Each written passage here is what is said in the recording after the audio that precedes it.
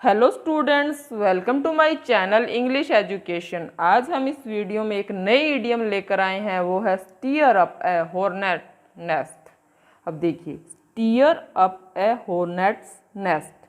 अब ये इसका सबसे पहले मैं आपको इसका जो मीन होता है, इस लाइन का जो मीन बनता है वो मैं क्लियर कर रही हूँ आपके सामने। अब स्टीयर अप का हम मीन लेते हैं। सबसे पहले स्टीयर अप का अगर हम मीन लें तो वो होता है भड़काना, भड़काना, या किसी को हम क्या कर देते हैं, उत्तेजित करना। ये दोनों मीनिंग होते हैं स्टीयर अप के, ठीक है, उत्तेजित करना। हॉर्नेट का मीन होता है, हॉर्नेट होता है एक, क्या होता है, हम क्या कहेंगे, वास्प कह सकते हैं। वास्प होता है एक लार्ज वास्प, वास्प होता है ततैया होता है, तो वो होता है वास्प, ठीक है। उसका हम कहते हैं, इसको हिंदी में मीन होता है भींड, कहते हैं हम भींड, ठीक है। ये होता है नेस्ट का मीन है यहाँ पे घोंसला, पर यहाँ हम घोंसला से नहीं लेंगे कि घोंसला मीन नहीं होगा। यहाँ पे हम किससे लेंगे, छत्ता, कि छत्ते से लेंगे, कि यहाँ इसका मीन क्या बनेगा, छत्ता। तो अब हम इसको क्लियर कर रहे हैं हिंदी के अंदर। हम कह देते हैं ना कि स्टीयर अप करना मतलब भड़काना, किसको, हॉर्नेट, हॉर्नेट्स के नेस्ट को। जो हॉर्नेट होता है, भींड होते हैं, उसके घोंसले को तुमने क्या कर दिया, इसके छत्ते को तुमने क्या कर दिया, स्टीयर अप कर दिया। उसकी जो हॉर्नेट है, जो भींड होती है, उनको क्या कर दिया, भड़का दिया है तुमने। मतलब उसके अंदर अब देखो, नॉर्मल एक देखो, शहद मक्खी बी होती है। सिंपल मैं बात बता रही हूँ, सिंपल लैंग्वेज में बताऊंगी, फिर इसके अंदर जो डिटेल में आपको बताऊँ। जो बी होती है, ठीक है, हनी बी की हम बात करें तो वो क्या होती है, हनी बी भी क्या करती है, स्टिंगिंग करती है। हॉर्नेट क्या होता है, एक लार्ज, मैंने बताया है कि लार्ज क्या होता है, स्टिंगिंग होता है, स्टिंगिंग, स्टिंगिंग पेपर वास्प बोलते हैं इसको, वो होता है। वास्प होता है ततैया, ततैया का मीन मैं बागड़ी के अंदर भी, मारवाड़ी में जैसे मैं वो बता रही हूँ आपको, क्या बोलते हैं हम, इसको कहते हैं टांटिया। टांटिया होता है ना। एक तो हनी बी होती है, जिसको हम बागड़ी में या मारवाड़ी में हम बोल देते हैं हनी बी। हिंदी में तो हम कहते हैं मधुमक्खी होती है, ये बोलते हैं हम मधुमक्खी, ये बोलते हैं, ठीक है। पर हम अगर मारवाड़ी की या देसी लैंग्वेज की हमारी बात करें तो उसको कहते हैं शहद मक्खी, शहद वाली मक्खी है, ठीक है, ये कह देते हैं, ठीक है। इसके बाद में क्या होता है, ये भी क्या करती है, सिंगिंग करती है, डंक मारती है हमें, ठीक है।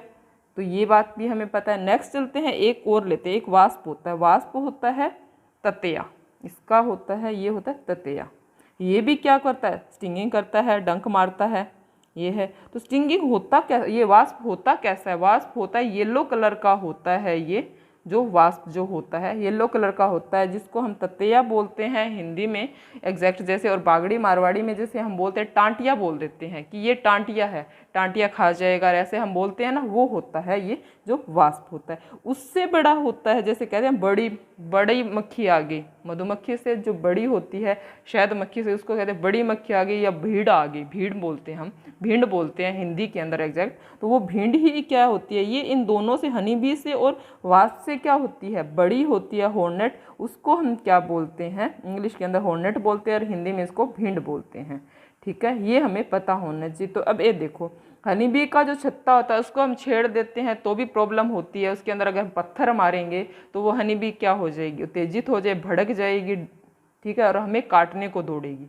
यही होता है। ऐसे ही वास्प जो होता है, उसको हम अगर छेड़ेंगे, अगर उसमें मतलब उसको प्रॉब्लम क्रिएट करेंगे उसके साथ, तो वो भी हमें काटेगा, ठीक है। ऐसे ही हॉर्नेट का है, उसके नेस्ट की बात हो रही है। अगर हम उसको छेड़ेंगे, उसके छत्ते में अगर पत्थर वगैरह मारेंगे या उसको परेशान करेंगे, तो वो भी हमें काटेगा, ठीक है। तो यही होता है कि हमने क्या कर दिया, steer up a hornet's nest, हमने जो क्या कर दी है, जो हॉर्नेट का जो नेस्ट है, हॉर्नेट का जो छत्ता है, उसको हमने क्या भड़का दिया है, उसके अंदर पत्थर मार दिया है। इससे क्या हो चुकी है, प्रॉब्लम क्रिएट हो चुकी है। ये तो होता ही है कि हम धक्के से उसके किसी के साथ भी कोई प्रॉब्लम करते हैं तो ऑब्वियसली हम क्या कर रहे हैं, एक समस्या को खड़ी कर रहे हैं खुद के लिए। तो यही अब आगे इसका हिंदी मीन एग्जैक्ट मैं क्लियर कर रही हूँ। क्या होता है कि इसका जो एग्जैक्ट हिंदी मीनिंग है वो रहेगा बहुत सारी समस्याएं, बहुत सारी या बहुत सारी समस्याएं खड़ी करना, ये खड़ी करना। ये तो ऑब्वियसली पता लग गया होगा कि हम क्या कर रहे हैं खुद ही। अब अगर हम किसी को छेड़ेंगे, किसी कोई भी है तो वो क्या करेगा, हमारे सामने समस्या तो आएगी। वही बात यहाँ पे बताई जा रही है इस ईडियम के अंदर कि हमने क्या कर दिया, हॉर्नेट है जो भीड़ है उसके छत्ते को हमने तोड़ा है, मतलब पत्थर मारा है या उसको परेशान करने, उनके छत्ते को हमने तोड़ने की कोशिश की है या पत्थर मारने की कोशिश की है, तो हमारे सामने क्या हो चुकी है, समस्या आ चुकी है। तो वही मीन इसका हम ले रहे हैं कि बहुत सारी समस्याएं क्या हो गई है, खड़ी हो जाती है, क्योंकि हम क्या कर लेते हैं, खुद ही उस समस्या को कर लेते हैं, खड़ी कर लेते हैं। ये इसका हिंदी मीनिंग होता है। तो आई होप आपको समझ आ चुका होगा कि इसका मीन क्या होता है, और जो चीज़ें मैंने बताई है वो आपको क्लियर हो चुकी होगी। तो आगे कंटिन्यू कर रहे हैं। अब ये तो इसका हिंदी मीनिंग है, जब हम खुद अपने, वो कहते हैं ना, हमने खुद ही अपने पैरों पे कुल्हाड़ी मारी, वो मीन होता है कि हमने खुद ही क्या कर दिया है, कि स्टीयर अप कर दिया है हमने हॉर्नेट्स के नेस्ट को, धक्के से ही मैंने उसके साथ प्रॉब्लम क्रिएट किया है। तो यहाँ पे खुद ही पैर पे कुल्हाड़ी मारने वाली यहाँ पे बात हो चुकी है। हमने हमारी जो समस्याएं थी, बहुत सारी समस्याएं, उनको खड़ा कर दिया। ये मीन यहाँ पे निकल रहा है इसका। ठीक है, अब कंटिन्यू कर रहे हैं इसके इंग्लिश मीनिंग को। इंग्लिश जो मीनिंग रहेगा उसका क्या रहेगा, इंग्लिश मीनिंग की तरफ चलते हैं। ये हिंदी मीनिंग, इतनी सारी बातें मैंने इसलिए बताई कि आपको जो ईडियम है ये लाइफ टाइम याद रहे, भूलो ना आप इसको, इसलिए मैंने ये सारी चीज़ यहाँ पे क्लियर की है। ये देखो कि इसका जो Hindi meaning, sorry English meaning होता है, वो होता है to create a lot of trouble, मतलब मुसीबत को हमने क्या कर दिया है, खड़ा कर दिया, खुद ही खड़ा किया है, दूसरे ने नहीं किया, खुद खड़ा कर दिया। ऐसी ही कंडीशन बता रहे हैं यहाँ पे। इट मीन्स ये होता है कि हम दूसरा ये भी ले सकते हैं, सिंपल ये भी दिया आ सकता है कि टू कोज ट्रबल, ये भी हमें ऑप्शन में दिया आ सकता है, ये भी हमें ध्यान में रखना है। नेक्स्ट चलते हैं, नेक्स्ट मीनिंग लेते हैं कि इट मीन्स ये है कि यहाँ पे ये इसका मीन निकलता है कि it means a big, it means to cause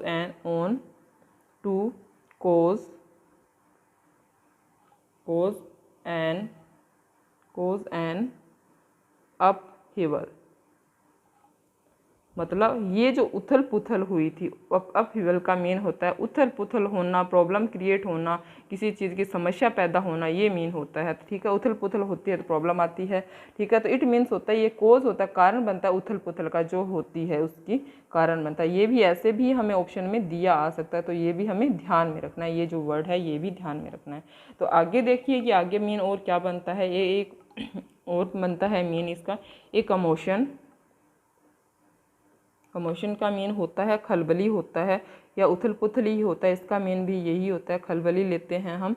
A commotion, खलबली, विच पॉसिबली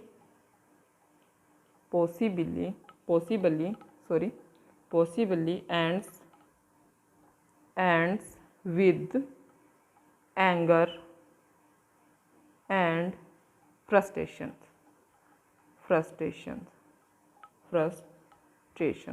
अब इसके अंदर देखिए कि क्या कहा गया है कि एक commotion which possibly ends with anger के साथ, जो क्रोध होता है, गुस्सा होता है, उसके साथ ख़त्म होता है, या फिर खलबली या फ्रस्ट्रेशन लाता है। ठीक है, ये तो होता ही है ऑब्वियसली। हम किसी को परेशान करेंगे, जब समस्या आएगी हमारे सामने, प्रॉब्लम आएगी, तो हम खुद क्या हो जाएंगे, परेशान हो जाएंगे, प्रॉब्लम आएगी, क्रोध होगा, हमें एंगर होगा, फ्रस्ट्रेशन होगी, ये स्ट्रेस होगा, ये चीज़ें ही आनी हैं। तो ये चीज़ें अगर ऑप्शन में दी हो तो यही आंसर बनेगा।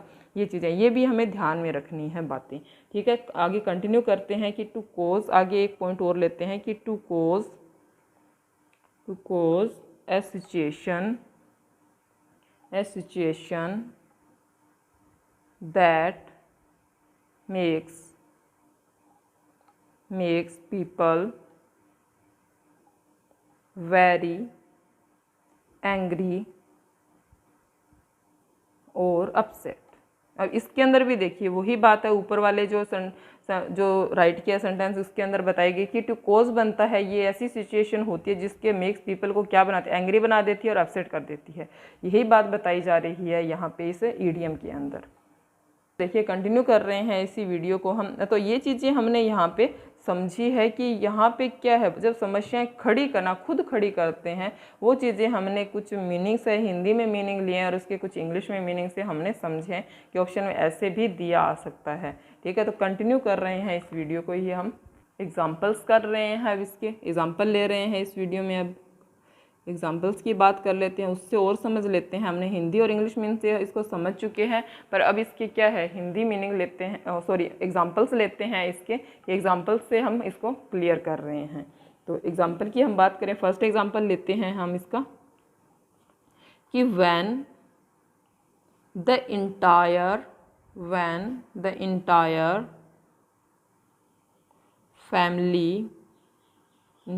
family had gathered for Christmas,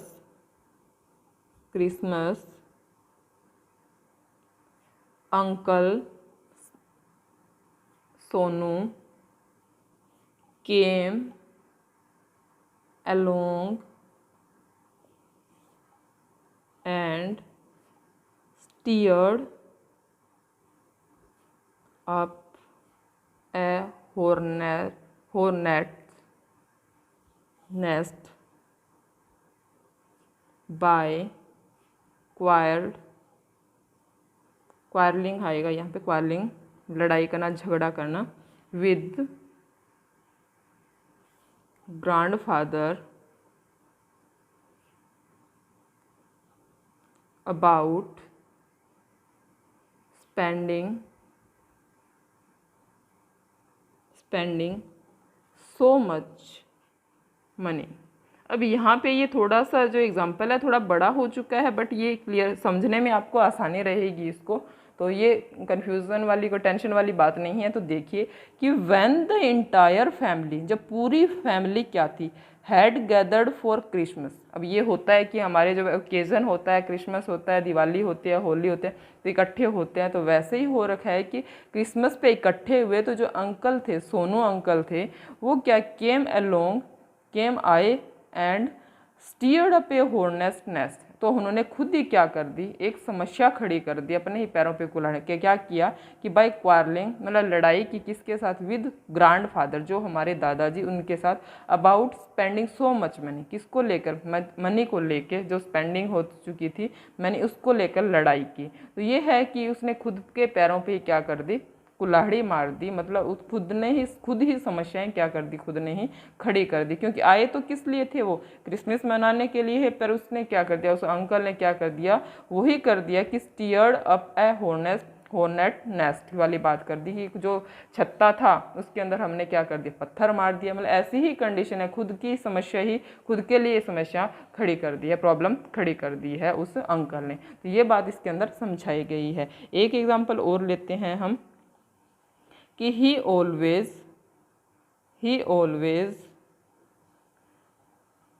comes home and steers up a hornet's nest when his school day has not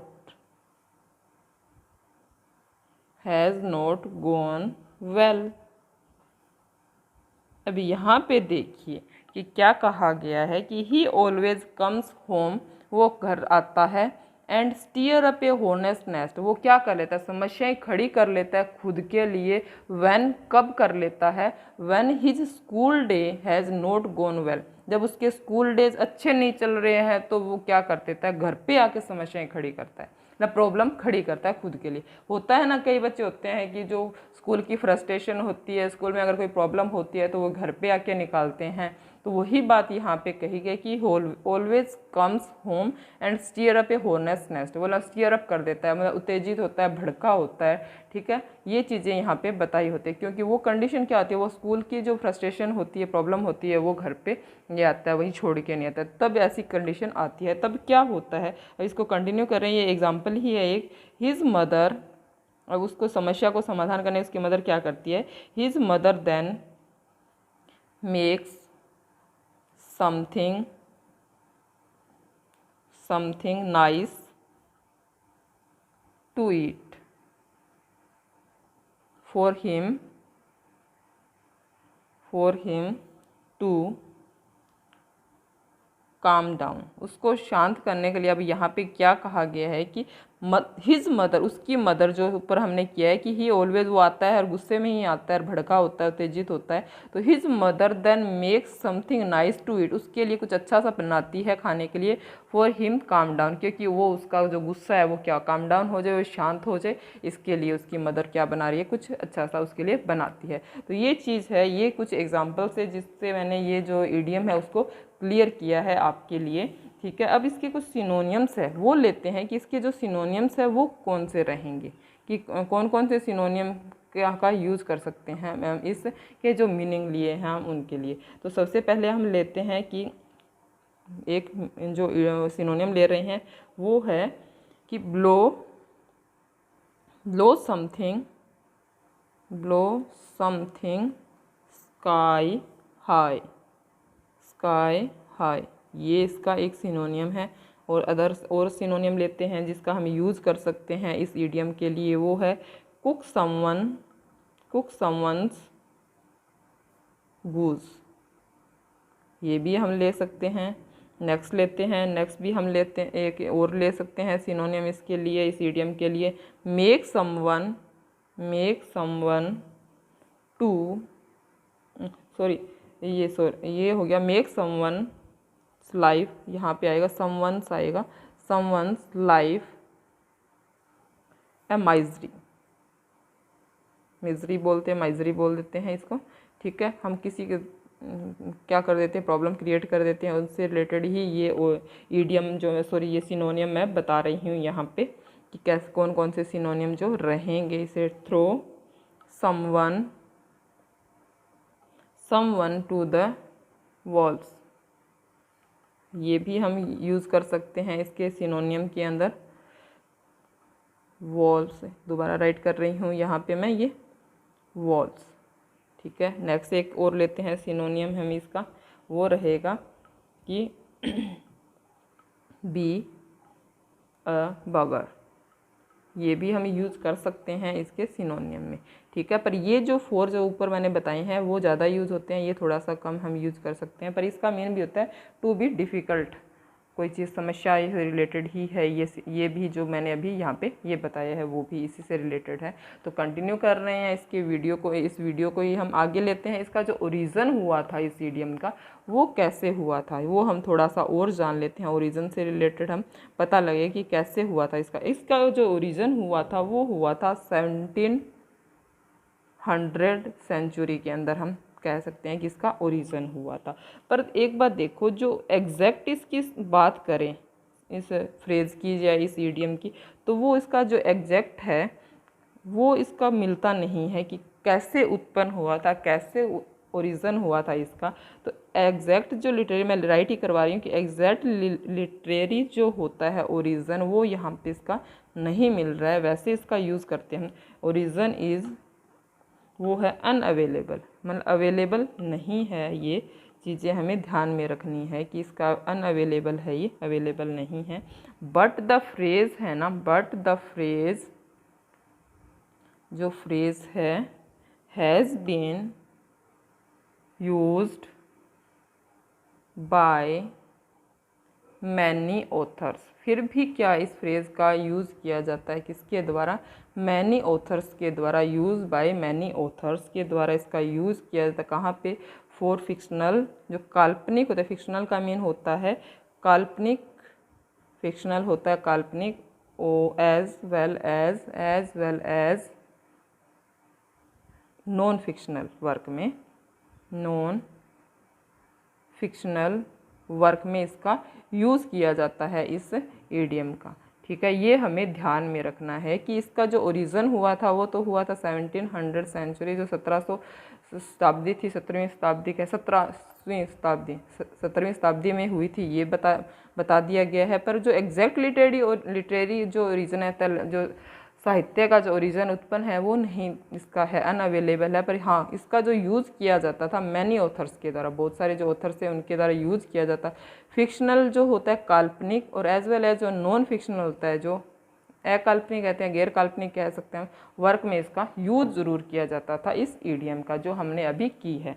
steer जो ईडियम थी, स्टीयर अप ए हॉर्नेट नेस्ट, ठीक है, इसका यूज जरूर किया जाए। आई होप आपको ये इडियम समझ आई होगी। जो मैंने स्टार्टिंग में इसका जो हिंदी मीनिंग बताया है वो समझ आया होगा, और इंग्लिश मीनिंग और एग्जांपल्स और सिनोनियम और ओरिजिन, ये चीज़ें हमने इस वीडियो के अंदर की है।